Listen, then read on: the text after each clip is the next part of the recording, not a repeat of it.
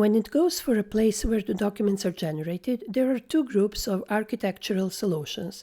Those like SSRS and most of the ISV options, where document is generated on an external server, and the second group, represented by both Docentric and electronic reporting, where document is generated within D365FO.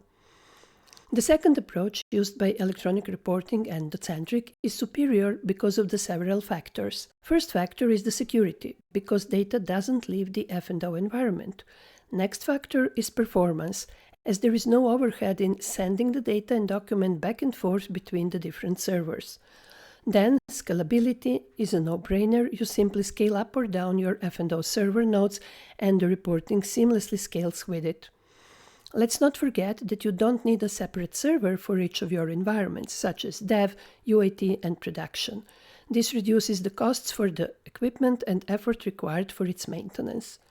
Such solution enables a really tight integration with standard processes in D365F&O, like posting and printing. Such integrated solutions easily connect to various points along the posting and printing process. This is important if you want to extend the solution with some additional document processing, such as electronic signing, embedding of additional documents, merging the documents prior to distributing them, encrypting the outgoing PDF documents, and so on. In addition to providing such convenient integration points, Docentric out of the box already delivers many frequently requested document processing features. Let me demonstrate one such feature, PDF encryption and configuring the document properties.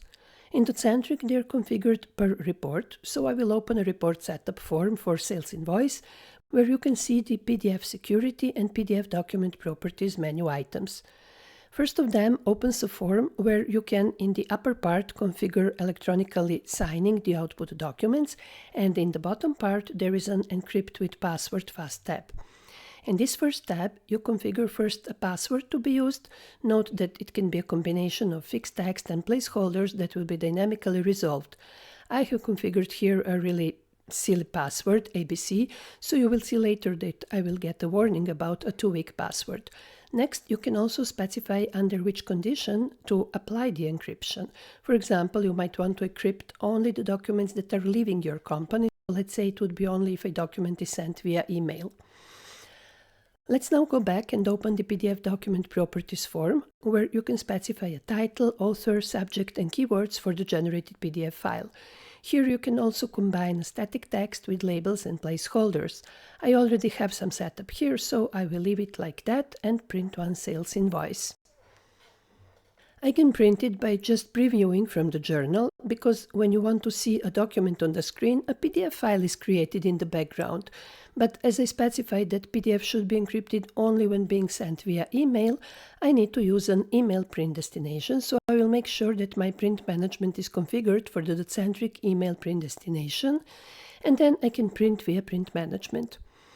Notice this useful flag in the Docentric email print destination, open email before sending. What it does is that it allows the email message to be prepared as per the setup, but the message isn't sent. Instead, it is downloaded to my download folder, so I can open it and inspect it. This is extremely helpful when you test your configuration.